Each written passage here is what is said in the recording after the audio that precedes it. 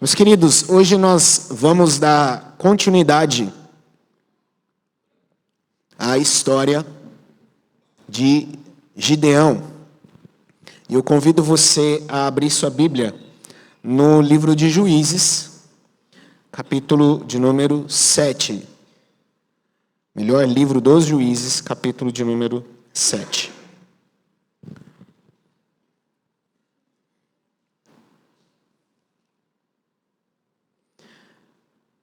Há 2 semanas atrás, nós vimos acerca do chamado de Gideão.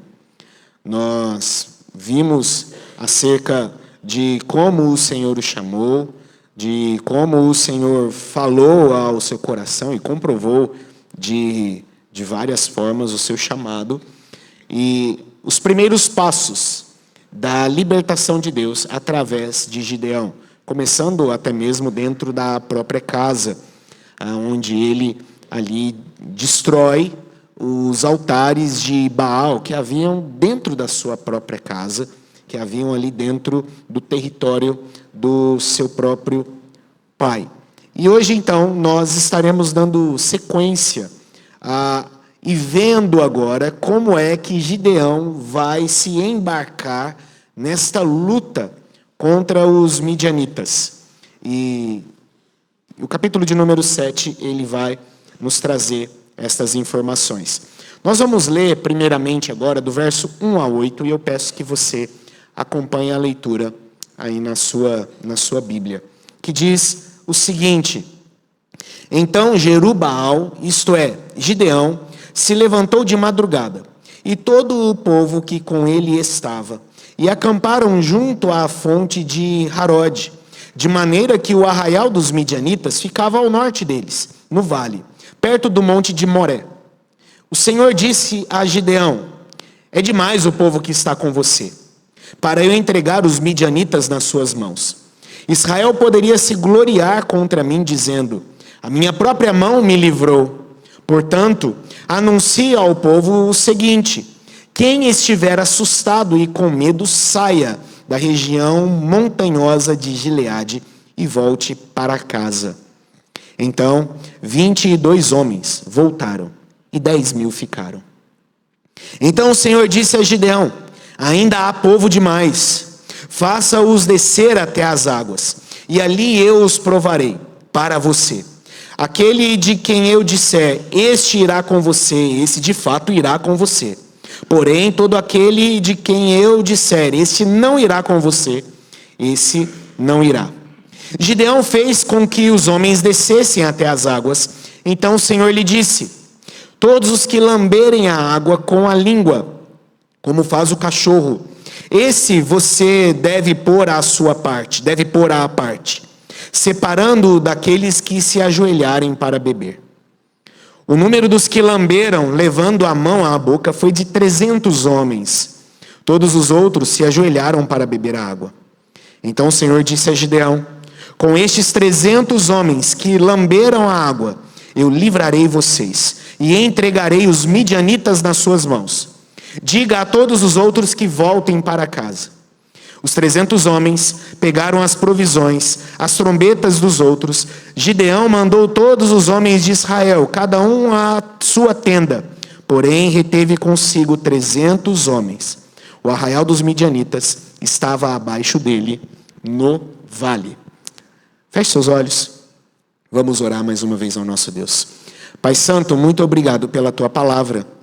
E que o Senhor, ó Pai, aplique estas verdades aos nossos corações. Que o Senhor nos instrua, nos ensine acerca, Deus, ó Pai, das nossas vidas e de inúmeros, ó Pai, problemas e dificuldades que nos cercam, e que o Senhor nos dê força e nos fortaleça mediante Tua graça e Tua misericórdia. Nós oramos a Ti em nome de Jesus. Amém. Amém. Necessariamente fracos é o tema, é o título desta mensagem que nós iremos ouvir nesta noite. Necessariamente fracos. Mensagem aí de número 9, dentro da nossa exposição no livro dos Juízes. Nós vamos ver esse texto em 3 partes e depois veremos 3 aplicações diante destas partes que nós estaremos vendo nesta noite. A primeira está aqui do verso 1 até o verso de número 8, onde nos apresenta a necessidade da fraqueza.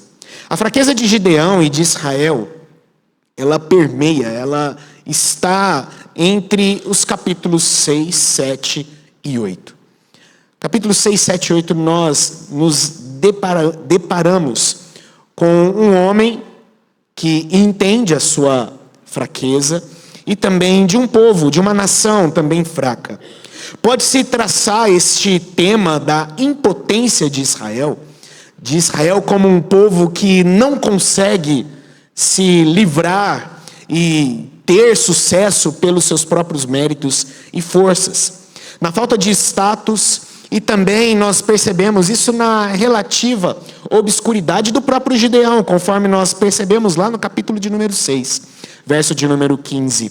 Gideão, ele se via como fraco, como alguém que veio de uma família pequena, como alguém que era o menor dentro da sua própria casa. Ele se via como alguém que não era capaz. Você percebe que havia um certo medo até mesmo da sua própria família. Quando o Senhor o manda ali destruir os altares de Baal e o poste a Astarote, Gideão espera o anoitecer, para não ser confrontado por ninguém, para não ter ninguém ali bisbilhotando e vendo o que ele está ali fazendo. Em sua necessidade também de garantias adicionais, nós percebemos a sua fraqueza. Lembra da esponja e da terra? Onde ele pede a Deus ali vários sinais. Deus, se de fato o Senhor está conosco, está comigo e quer me usar para livrar esse povo, que a esponja esteja molhada, a terra seca. E que depois a terra esteja molhada e a esponja seca. Vários sinais, e nós percebemos a fraqueza desse homem. No nosso texto nós percebemos um pouco mais ainda da fraqueza dele na redução do seu exército. Talvez no momento em que Gideão mais precisasse de pessoas ao seu lado, nós vamos ver que na verdade o que acontece é o inverso. Mais pessoas estão saindo de perto dele. O seu exército reduz com o passar do tempo. Nós percebemos também a grande necessidade que Gideão tem de encorajamento. De alguém que precisa ser encorajado pelo Senhor. De alguém que precisa ser motivado pelo Senhor. Perceba, Gideão é um homem fraco. E ele reconhece a sua fraqueza. Nós percebemos, e vamos perceber também no capítulo de número 8, quando ele, ali diante de Efraim, e nas respostas a Efraim, onde ele demonstra também um pouco mais da sua fraqueza. Talvez alguns vão até dizer que ele demonstra a sua fraqueza quando ele recusa a realeza. Lá no final do capítulo 8, a gente ainda vai chegar lá. Não é hoje, mas a gente vai chegar lá ainda. Perceba, Gideão não é um herói convencional. Não é. Em vez disso, ele e Israel são apresentados em sua fraqueza. São apresentados em seus dilemas. São apresentados em suas dificuldades. E esse tema da fraqueza, queridos, funciona como ponto de contraste principal que o autor quer nos mostrar. Um povo fraco e um Deus poderoso. Um povo fraco, mas um Deus que fortalece esse povo. O poder de Deus se aperfeiçoa nas nossas fraquezas. Não é essa a verdade paulina? 2 Coríntios capítulo 12, verso 9, não é isso que Paulo vai nos dizer? Porque o poder se aperfeiçoa na fraqueza. A minha graça te basta. É o que nós percebemos aqui na vida desse povo. É o que nós percebemos aqui na história de Israel. Perceba, isso é algo que até mesmo a igreja tem dificuldades de acreditar. Eu e você temos, de que o poder de Deus se aperfeiçoa quando nós somos fracos. Eu gosto muito da forma como F.F. Bruce, ele olha para o texto de Paulo, que eu acabei de citar, de 2 Coríntios 12, 9, E F.F. Bruce, ele vai parafrasear o que Paulo diz, dizendo o seguinte: meu poder é mais plenamente demonstrado quando o meu povo é fraco. Parafraseando o que Paulo disse, F.F. Bruce, um grande comentarista bíblico, ele diz isso. É Deus dizendo, é Deus mostrando para Gideão e através de Gideão, o meu poder é mais plenamente demonstrado quando o meu povo é fraco. Eu sei que para muitos aqui, talvez o ponto alto desse texto seja aquele momento, sabe? Talvez alguns vão achar que a chave da interpretação da história de Gideão é quando Gideão e os 300, eles se achegam ali ao arraial, ao acampamento dos midianitas, cada um ali com um cântaro, com uma tocha, com uma trombeta, e fazem barulho, anunciam, gritam, e a vitória e a batalha é vencida. Alguns acham que esse é o ponto alto do texto que nós acabamos de ler, e que continuaremos a ler daqui a pouco, mas não é o ponto alto. O versículo-chave, queridos, para que eu e você venhamos compreender a história de Gideão, está aqui no verso de número 2. Esse é o ponto-chave. Nós chamamos esses versículos de chave hermenêutica. Ou seja, é o texto que nós precisamos usar como óculos para compreender toda a passagem. É a chave hermenêutica aqui de Juízes, capítulo de número 7. É o versículo de número 12. O povo estava perdido, geograficamente perdido. O local em que Gideão, junto com os 32.000 estavam, não havia para onde correr. E aqui, seguindo a ordem lá de Deuteronômio 20, verso 8, Deus então diz para Gideão: olha, Gideão, aqueles que estão com medo, aqueles que se sentem atemorizados com essa batalha, mandem que eles vão embora. E o que acontece? De 32.000, o exército reduz para 10.000 pessoas. Perceba, 32.000 pessoas diante do exército dos midianitas já não era grande coisa assim. O exército dos midianitas era imenso, imenso. 32.000 já não era o suficiente, mas 32.000 já se pode considerar um exército. Para a época, 32.000 homens já se pode considerar, opa, é difícil, mas com 32.000 dá para tentar. Porém, cai para 10.000. 22 vão embora. 22 estavam com medo, e eles vão embora. E desses 10.000, aí ali, naquela visão estranha do Senhor, ainda haviam muitas pessoas. Gideão, 10.000 ainda é muita gente. 10.000 é gente demais. Eu vou reduzir ainda mais o seu número de exército. Eu vou reduzir ainda mais o seu número de soldados. E o resultado? 300.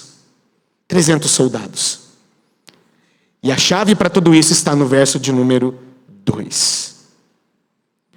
Se quisermos entender esse texto, o versículo 2 é a chave aqui para todos nós. Deus quer um povo pequeno, para que eles não venham se gabar de um enorme e poderoso exército. Entre outras palavras, queridos, devido à tendência do povo de Deus de glorificar os seus próprios esforços, de confiar em seus próprios métodos, que talvez sejam comprovados, de acreditar suas próprias contribuições, de pensar bem de sua astúcia, o Senhor frequentemente insiste que o seu povo seja reduzido a uma total impotência, para que eles reconheçam que a sua libertação só pode ser atribuída ao poder e à misericórdia de Deus, e nada além disso. Aliás, esta verdade de que nós sempre queremos atribuir as nossas capacidades a nós mesmos, de querermos sempre ter glórias, isso não começou aqui com Gideão. Isso não começou aqui nesse momento histórico. Na verdade, essa verdade, ela vem até mesmo antes da queda. Lembra no Jardim do Éden? Qual foi a argumentação da serpente para Adão e Eva: olha, se vocês comerem desse fruto, vocês serão como Deus. Vocês serão como Deus, conhecedores do bem e do mal. O que acontece? Eles olham para a árvore, percebem que o fruto é agradável aos olhos, mas a proposta é melhor ainda. É melhor ainda. Desde antes da queda, o homem tenta ser o centro de todo louvor e de toda glória. E Deus então reduz esse povo, para que eles não venham dar crédito aos 32 mil, mas venham compreender que é o Senhor quem está fazendo. Venham compreender que é Deus quem está conduzindo aquele povo.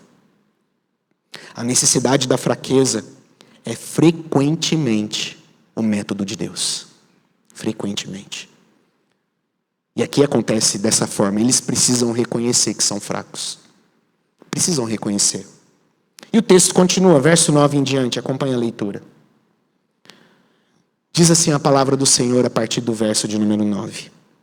Naquela mesma noite, o Senhor lhe disse: levante-se e ataque o arraial, porque eu entreguei nas suas mãos. Se você ainda estiver com medo de atacar, desça ao arraial com seu ajudante Purá e ouça o que eles dizem. Então você ganhará coragem e atacará o arraial. Gideão desceu até a vanguarda do arraial com seu ajudante Purá. Os midianitas, os amalequitas e todos os povos do Oriente cobriam o vale como uma nuvem de gafanhotos. Os camelos deles eram uma multidão inumerável, como a areia que está na praia do mar. Quando Gideão se aproximou, eis que certo homem estava contando um sonho ao seu amigo. Ele dizia: tive um sonho, e eis que um pão de cevada vinha rodando dentro do arraial.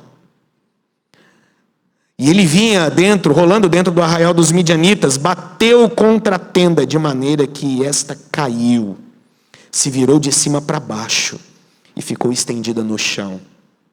O amigo respondeu: isso não é outra coisa a não ser a espada de Gideão, filho de Joás, homem israelita.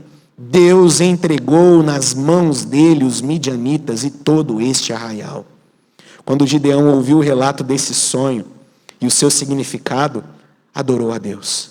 Voltou para o arraial de Israel e disse: levantem-se, porque o Senhor entregou o arraial dos midianitas nas mãos de vocês.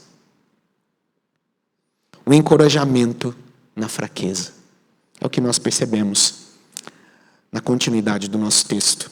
Em seguida, dentro desses versículos de 9 a 15, nos mostram um encorajamento naquele momento de fraqueza de Gideão, diante daquele grande exército, e olhando para trás e vendo apenas 300 homens. E aqui está a garantia de Deus também. E perceba, eu repito mais uma vez, Gideão não é um herói heróico. Não é. Ele não se encaixa naquele estereótipo dos heróis que nós vemos aí nos filmes, que nós vemos aí nas histórias em quadrinhos. Não, ele não se encaixa. O Senhor ordena que ele ataque o exército midianita. Está aí no verso de número 9. É uma ordem do Senhor, mas oferece uma opção preliminar. Ele diz a Gideão: ô Gideão, se você ainda estiver com medo de atacar esse povo, e Gideão precisa de umas provas, né? Lembra? A esponja, e agora mais uma vez: olha, Gideão, se você estiver com medo de atacar esse povo, desça até o arraial com seu ajudante Purá. Chama Purá, vai lá até o arraial, e eu vou encorajar você lá. E ouça o que aquele povo está dizendo. Então você ganhará coragem e atacará o arraial. E o texto diz então que Gideão desceu até a vanguarda do arraial com seu ajudante Purá. E perceba que antes de falar ali sobre o sonho daquele midianita, nós temos um vislumbre daquele exército. Diz que eles cobriam aquele vale como uma nuvem de gafanhotos. E que os camelos eram como a areia do mar. Se Gideão já tinha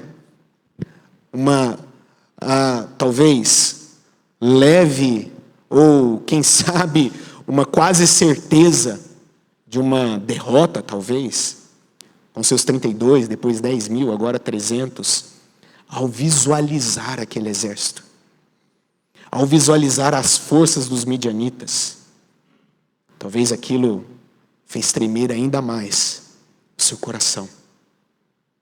Mas perceba, ele desce juntamente com Purá, e o texto nos diz então que nesse momento Gideão, ele ouve oferecimento do Senhor: olha, se você está com medo, vai lá que eu vou encorajar você. É interessante isso, né? Medo. Gideão com medo, e certamente ele está com medo. Perceba uma grande verdade, queridos: Gideão não é um duque de Caxias, não. Ele não é nenhum grande general do exército. Ele não é como um membro, um integrante dos pracinhas, lá da FEB, lembra que lutaram a Segunda Guerra Mundial aqui do Brasil? Não, não é. Ele é um homem com medo, um homem temeroso, e um homem que precisa ser encorajado. E os versos 13 e 14, nós percebemos a forma como o Senhor utiliza para encorajar a vida de Gideão. Um soldado midianita diz a outro: ei, e talvez essa é a tradução aqui, literal do texto. Chega aqui, te contar um sonho que eu tive. É mais ou menos como se eles estivessem tendo esse tipo de conversa. E o soldado então diz: ei, tive um sonho. Eu via um pão de cevada. E esse pão de cevada, ele rolava. E ele via de encontro ao acampamento de Midian.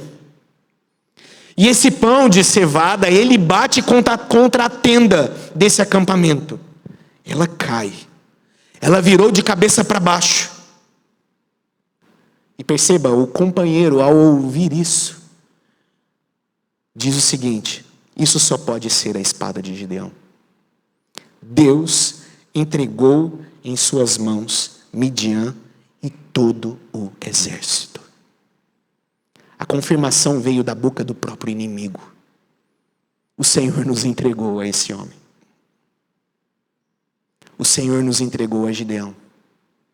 E o que Gideão fez? Ele foi correndo avisar o povo? Foi isso que ele fez? Não. Gideão adorou o Senhor. Antes mesmo de presenciar a vitória, ele adora o Senhor. Porque a vitória já estava garantida. Porque a vitória já era certa. Porque a vitória já havia sido confirmada. Ele adorou o Senhor. Muitos esperam a conclusão para adorar a Deus. Gideão não. Ele adorou antes. Ele entendeu que já estava certo. Coragem na fraqueza é também frequentemente um método usado por Deus. Em momentos de fraqueza, o Senhor vem e nos encoraja. E nós temos então a última parte do nosso texto, a partir do verso 16. Acompanhe a leitura. Então repartiu os 300 homens em 3 companhias e entregou a cada homem uma trombeta e um cântaro vazio, com uma tocha dentro dele. E disse-lhes: olhem para mim e façam como eu fizer. Quando eu chegar às imediações do arraial, assim como eu fizer, façam vocês também. Quando eu tocar a trombeta e todos os que comigo estiverem, então vocês também tocarão a sua trombeta ao redor de todo o arraial e dirão: pelo Senhor e por Gideão. Gideão e os 100 homens que estavam com ele chegaram às imediações do arraial por volta da meia-noite. Pouco tempo após a troca das guardas, tocaram as trombetas e quebraram os cântaros que tinham nas mãos. Assim, as 3 companhias tocaram as trombetas e despedaçaram os cântaros. Seguravam a tocha na mão esquerda e a trombeta na mão direita. E gritavam: uma espada pelo Senhor e por Gideão. E cada um permaneceu no seu lugar ao redor do arraial. Todo o exército dos midianitas começou a correr, a gritar e a fugir. Ao soar das 300 trombetas, o Senhor tornou a espada de um contra o outro e isto em todo o arraial que fugiu na direção de Zererá, de Bet-sita, até a divisa de Abel-meolá, perto de Tabate. Então os homens de Israel, de Naftali, de Azer e de todo o Manassés foram convocados a perseguirem os midianitas. Gideão enviou mensageiros a todas as montanhas de Efraim, dizendo: desçam para atacar os midianitas e impedir que eles passem pelas águas do Jordão até Bet-bará. Assim, todos os homens de Efraim foram convocados, e eles cortaram a passagem dos midianitas pelas águas do Jordão até Bet-bará, e prenderam 2 príncipes dos midianitas, Oreb e Zeeb. Mataram Oreb no rochedo de Oreb, e mataram Zeeb no lugar de Zeeb. Perseguiram os midianitas e trouxeram a cabeça de Oreb e a cabeça de Zeeb a Gideão do outro lado do Jordão. E aqui se encerra o nosso texto. Nós percebemos então a necessidade da fraqueza. Nós percebemos então o encorajamento na fraqueza. E nós percebemos também a vitória na fraqueza. Um povo que saiu vitorioso. O relato da vitória é nos dito aqui, do verso 16 em diante. É consistente com o tema da fraqueza também. Perceba, o plano parece até engenhoso. Não é um plano engenhoso, esse plano de Gideão. Dividir em 3 grupos, quebrar jarros, brandir tochas, tocar chifres de carneiro. É um plano um tanto quanto engenhoso. Gritar um grito de guerra. Parece um plano engenhoso. Pode ser que a inspiração aqui veio, quem sabe, da guerra de Jericó. Lembra? Em Jericó foi algo um tanto quanto similar ao que aconteceu aqui. Mas lá estava tudo determinado. Lembra? Quantas voltas eles tinham que dar. Quando eles tinham que tocar a trombeta. O que fariam no último dia. Estava tudo certinho, prescrito, como deveria ser a guerra em Jericó. Aqui não. Aqui nós não temos um relato. Aqui pode até ser que Gideão se inspirou em Jericó. Pode até ser, quem sabe ele era um conhecedor da história e se inspirou naquela tática militar. No entanto, apesar de tudo isso, os 300 homens, veja o que diz o texto, permaneceram em sua essência tocadores de trombeta. Veja o verso de número 21. Tocaram, gritaram, quebraram os cântaros, levantaram, ergueram as suas tochas, mas o verso 21 diz: e cada um permaneceu no seu lugar, ao redor do arraial. Esses 300 eram 300 tocadores de trombeta. E permaneceram como 300 tocadores de trombetas. Cada um permaneceu em seu lugar. Enquanto o versículo 22 vai nos mostrar o caos em Midian. O caos no meio dos midianitas. Perceba que esse caos, ele vem como uma ação do próprio Deus. O Senhor fez com que a espada de cada homem se voltasse contra o seu companheiro. A vitória foi obra do Senhor. A vitória foi uma obra totalmente do Senhor. Os 300 não atacaram. Permaneceram como tocadores de trombeta. O ponto aqui é, Gideão não quer demonstrar uma maravilhosa tática militar para todos nós. Ele não quer fazer isso. Ele quer ir atrás da vitória. Ele quer ir atrás da vitória de Deus. Da vitória que foi garantida pelo Senhor. É isso que ele quer. Ele não quer demonstrar, olha, veja só como a minha tática militar é engenhosa. Não, não é essa a intenção. Ele quer ir atrás. Ele não apenas sabe que vai ser vitorioso em Deus, mas ele quer ser o homem de Deus para alcançar essa vitória. Esse é o intuito de Gideão. E é somente esse o intuito. Por isso eles permaneceram como tocadores de trombeta. Enquanto Deus venceu a guerra que ele já havia dito que venceria. E no final, não são 300, não são 10 mil, não são 32 mil. O que acontece no final? Todo o povo é convocado para perseguir os midianitas. Todo o povo é convocado para a batalha. O povo de Deus, convocado para a batalha do próprio Deus. É o que o texto nos mostra. E, queridos, esta história, ela fala muito sobre as nossas vidas. Muito. Você já reparou como são as grandes publicidades dos nossos dias? Já reparou? Geralmente associam o item a ser vendido a algo que aparenta grandioso. Por exemplo, em um comercial, como nós percebemos aí, vários comerciais na televisão, na internet, um comercial, por exemplo, de uma bebida, uma cerveja que associa, por exemplo, aquela bebida a homens fortes, a homens robustos, a homens de coragem. Já percebeu isso? Como são essas publicidades? Ou então, uma publicidade de um carro, onde associa aquele veículo a homens aventureiros, a homens destemidos, que vão para o meio do mato, fazem aventuras. Geralmente, tanto a nossa vida, as publicidades, as nossas paixões, elas preferem os tipos que são preparados. Elas preferem os tipos que são assertivos, seguros, ousados, autossuficientes, corajosos, legendários e até mesmo arrogantes às vezes. A não ser que isso passe do ponto. Geralmente é o que as nossas paixões buscam. Geralmente é o que as publicidades nos passam. Geralmente é o que nós buscamos. Talvez seja por isso que nós temos tanta dificuldade de entender a Bíblia. Talvez seja por isso, sabe?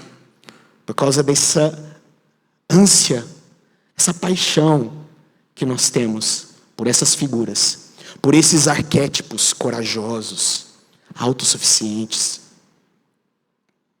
A Bíblia não está obcecada como nós somos obcecados com a nossa própria imagem.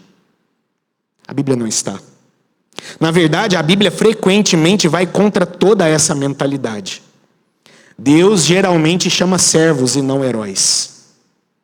É isso que eles chamam. E muitos de seus servos simplesmente não se encaixam no molde em que a mídia e as redes sociais nos ensinaram a valorizar. Não se encaixam. Gideão é um exemplo disso. E nele nós aprendemos 3 grandes coisas, 3 grandes verdades. E a primeira, sobre o servo do Senhor, nós aprendemos que o servo de Deus, ele reconhece a sua fraqueza. O servo de Deus, ele reconhece. Aqui os estereótipos da modernidade já começam a ser quebrados. A gente já começa a perceber que o que a publicidade e as nossas paixões buscam, geralmente não estão em concordância com a palavra do Senhor. Como disse, é tendência, desde antes da queda, que o homem anseie por ser igual a Deus. E isso é rebeldia. É rebeldia. Entenda, o que aconteceu lá no Jardim do Éden, meu querido irmão ou irmã, não foi um simples acontecimento triste. Não foi um simples momento em que uma manchinha entrou no nosso coração. Não. Foi um momento de tremenda rebeldia do homem contra Deus. No afã, no intuito de querer ser como Deus. O nosso erro foi nos rebelarmos contra o Senhor. Foi um ato de rebeldia. E não é isso que o verso 2 nos mostra. Não é dessa forma que o verso 2 fala conosco.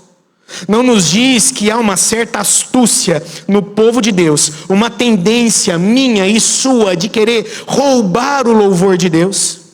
Não há no nosso coração essa vontade. Não há no nosso coração essa tendência. Não há no nosso coração esse anseio. Não nos ensina que às vezes não há como confiar em nós. para realizar a obra de Deus, a menos que percebamos quão inadequados nós somos para fazer essa obra. Porque enquanto nós acharmos que somos as pessoas certas, provavelmente as coisas não vão dar certo. E isso pode explicar porque Deus frequentemente escolhe instrumentos improváveis. Frequentemente é o que Ele escolhe. Ao longo de nossas vidas, Deus segue retirando de nós os nossos ídolos. Ao longo de nossas vidas, Deus segue retirando de nós aquilo aos quais nos apegamos. As coisas, pessoas, vontades, desejos. Pense na história que você acabou de ouvir agora. Um terrível inimigo, um exército poderoso. Cada homem conta. Cada homem deveria contar, não é verdade? E Gideão está em desvantagem. E não é apenas isso, ele está perdendo soldados ainda. E é assim que Deus faz conosco, meus queridos. É assim que Deus faz comigo, é assim que Deus faz com você. Ele vai retirando de você aquilo que você julga ser o suficiente. Ele vai retirando de você aquilo que você julga ser o suficiente para fazer a obra, para fazer o trabalho, para ser um instrumento, para ir à guerra. Ele retira os seus apegos, ele retira os seus ídolos. E ele faz isso para que você o veja, o perceba. Enquanto você olha para o que você pode fazer, enquanto você olha para o que você pode ser, você não entende e não percebe o que Deus quer. Não percebemos. Somos fracos por natureza. Somos fracos por natureza. Mas não conseguimos reconhecer essa fraqueza de forma natural. Não conseguimos. Por isso Deus precisa nos mostrar. Por isso Deus precisa retirar de nós. Como eu disse, a necessidade da fraqueza é frequentemente o método usado por Deus. Veja Cristo. E aqui nós podemos perceber um belíssimo exemplo do Senhor Jesus. Inicialmente ele foi visto como um louco. Foi visto como um blasfemo. Como um fraco que tinha apenas 12 seguidores. Mais fracos que ele, aliás. E uma multidão que queria apenas sinal, bênção, pão, milagre. Cristo foi tido como um perdedor, pois no fim ele terminou morto. Os judeus acham isso até hoje. Naquela ocasião disseram: salvou a tantos, salva-te a ti mesmo agora. Não foi o que disseram para Jesus? Considerado um perdedor vergonhoso porque morreu a mais vergonhosa, amaldiçoada e dolorosa morte, a cruz. Perceba, Deus o reduziu ao mínimo para que o próprio Deus pudesse ser glorificado na pessoa do Filho. Gideão é fraco, você é fraco, Deus é vitorioso. E Ele nos chama para sermos vitoriosos nele. Ele nos chama. E a pergunta agora é: você crê nisso? Como você vivencia essa verdade em sua vida? De que você é fraco e Deus é vitorioso? Você crê nessa verdade? A resposta nós percebemos na nossa próxima aplicação. O servo de Deus, ele é assegurado pelo próprio Deus. O servo de Deus precisa reconhecer a sua fraqueza. Mas o servo de Deus, ele é assegurado pelo próprio Deus. O Senhor conhece os medos dos seus servos, queridos. Ele sabe que você é fraco. Ele sabe dos seus medos. Ele sabe dos seus anseios. Ele sabe o quão assustados nós podemos estar nas diversas circunstâncias que nós vivemos. Ele sabe disso. Ele conhece você. Salmo de número 103, verso 14. Ele diz que o Senhor conhece a nossa estrutura. Ele sabe quem nós somos. No entanto, Deus não é tão rígido a ponto de ser severo quando nós trememos. Ele não nos ridiculariza por causa dos nossos medos. Ele nunca zomba de nós porque nós somos frágeis. Ele não zomba. A história de Gideão aponta para esta verdade. A história de Gideão aponta para a nossa história. É um misto de dúvida e confiança. Não é assim que você vive? Dúvida e confiança misturados. Uma hora, plena confiança em Deus. Mas há momentos de dúvida. Há momentos que nós questionamos. Há momentos que nós fraquejamos. Gideão é assim. Você é assim. Eu sou assim. Você sabe quem Deus é. Você tem provas do que Deus fez. Você sai daqui cheio de alegria. Você sai daqui cheio de entusiasmo. Mas a segunda-feira te espera.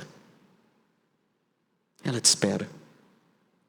E o que será que vai vir com ela a partir de amanhã? O que vai acontecer com aquilo que ficou pendente da semana passada?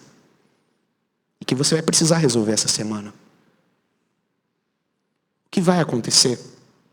E aquele assunto que você não quer nem mexer nele, não tem assuntos que são assim? Você sabe que Deus é soberano. Você sabe que Deus é o Todo-Poderoso. Mas aquele assunto, você apenas gostaria que ele sumisse da sua vida. Não é dessa forma? Não é assim que você vive? Não é assim que anda o seu coração? É um misto de confiança, mas é um misto de dúvida. Essa é a dinâmica da vida cristã, queridos. É assim que nós vivemos. Somos miseráveis que não estão prontos e nem mesmo certos se vamos conseguir realizar o que Deus nos chamou para realizar. Assim nós somos. À luz disso, talvez nós precisamos alterar os nossos estereótipos atuais sobre o que é um servo de Cristo. Às vezes nós estamos enganados, pensando que um verdadeiro servo de Cristo é apenas alguém dinâmico, seguro, confiante, ousado, destemido, espirituoso, aventureiro, glamuroso. Mas essa não é a verdade. Aqui nós temos o exemplo de um homem que não se encaixa em nenhum desses tópicos aqui. Gideão não se encaixa. Assim é a dinâmica da nossa vida. Mas há uma verdade maravilhosa nessa história, e que eu gostaria que você saísse daqui com essa verdade. Você não é inutilizável, porque você não possui essas características que talvez até hoje você achava que todo servo de Deus precisasse ter. Você não é inutilizável por causa disso. Você não é. Cristo pega pessoas incertas, medrosas, e fortalece suas mãos de maneiras inusitadas. E os torna capazes de se posicionar por Ele. É isso que Cristo faz. Seja na escola, seja em casa, seja no trabalho. Nós não devemos nos esquecer do autor de Hebreus, que descreve aqueles que às vezes são chamados de heróis da fé. Lembram? Eram pessoas fracas, que receberam força para serem corajosos na guerra. Hebreus 11:34. Esses foram os heróis da fé. Em Cristo nós somos assegurados, meus queridos.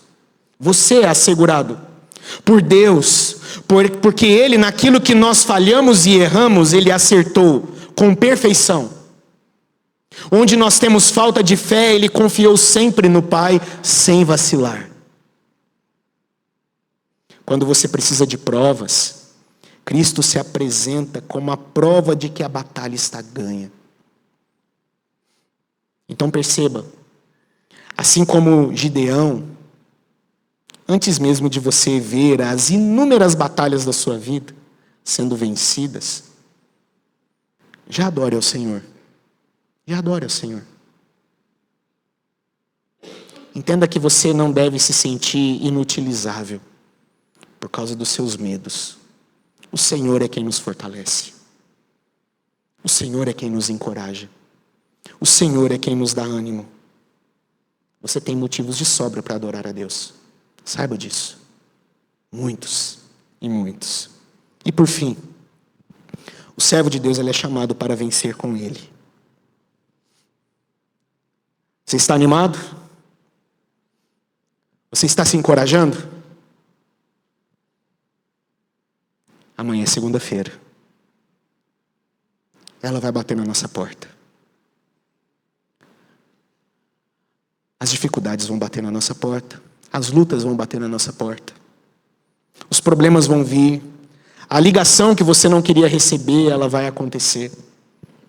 O início de uma nova semana traz inúmeros desafios e existem coisas que virão. E às vezes a gente nem sabe que estão por vir. Somos pegos de surpresa muitas vezes. Mas estando em Deus e com Deus, poderemos ser vitoriosos. Mesmo em inúmeros desafios. Inúmeros. Sabe uma grande diferença entre você e Deus? E existe uma grande diferença. É que diante das suas dificuldades, você tenta mudar a situação. Você está sofrendo. Você está passando por problemas e o que você quer? Mudar a situação. Deixar a situação mais leve. Fazer com que as coisas não me atrapalhem tanto. É assim que a gente faz. Deus não é dessa forma. Deus não muda a situação. Deus reverte a situação. É o que o texto nos mostra. Deus é diferente. Deus ele pega momentos de fraqueza e reverte em força. Deus pega momentos de derrota e reverte em vitória. É o que o texto nos apresenta. A forma de Deus trabalhar é totalmente diferente. Talvez você chegue no final e se sinta um derrotado mesmo. Mas o nosso Deus, Ele reverte até mesmo momentos de derrota em vitória para o seu povo. Porque todas as coisas cooperam para o bem daqueles que amam a Deus. Para o bem daqueles que são chamados segundo o seu propósito. Até fraquezas, até derrotas. Porque Deus não muda a situação, Deus reverte a situação. E nessa história, veja os elementos curiosos que foram utilizados aqui. Um cântaro para produzir um barulho, um estrondo, quando quebrado. Uma tocha para produzir luz. E uma trombeta para um anúncio. Queridos, perceba que o Evangelho ele é completamente traduzido através dessas armas que Gideão usou. Esses elementos nos revelam muito sobre a batalha que Deus nos chama a guerrear. É o estrondo. É o barulho de Deus que sobrepõe toda e qualquer voz. É a luz dos soldados de Deus que iluminarão a escuridão das coisas que estão acontecendo. São trombetas que anunciam que a vitória chegou. Aliás, se você for para o livro de Apocalipse, a vitória de Cristo é anunciada da mesma forma. Da mesma forma. Gideão é o típico líder que Deus chama. É o típico líder. Por vezes relutante, temeroso, mas fiel. Fiel a Deus. Obediente a Deus. Para que no fim não houvesse nele mérito algum. Somente Deus. E por Deus. Esse é Gideão. Esse é você. Esse sou eu. Em Cristo, uma vitória foi conquistada, meu querido. Algo que você não poderia conquistar. Que eu não poderia conquistar. E por causa da nossa fraqueza, nós não poderíamos conquistar. Não poderíamos sequer alcançá-la, chegar perto dela. Se por um lado, como nós vimos ao longo da nossa trajetória de vida, as nossas armas, os nossos ídolos, aquilo que pensamos nos dar a certeza ou garantia, tudo isso é tirado.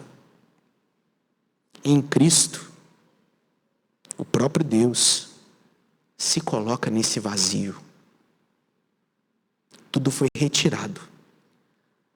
Porque esse local é de Cristo e de mais ninguém. para que Ele seja a resposta para todas as coisas das nossas vidas, para todas as lutas que nós enfrentamos, para todas as fraquezas que nós passamos. Ele é a resposta. E para que Ele seja glorificado, para que Ele seja a sua vitória. É assim que Deus faz. Nós precisamos entender a necessidade de sermos fracos. Precisamos entender.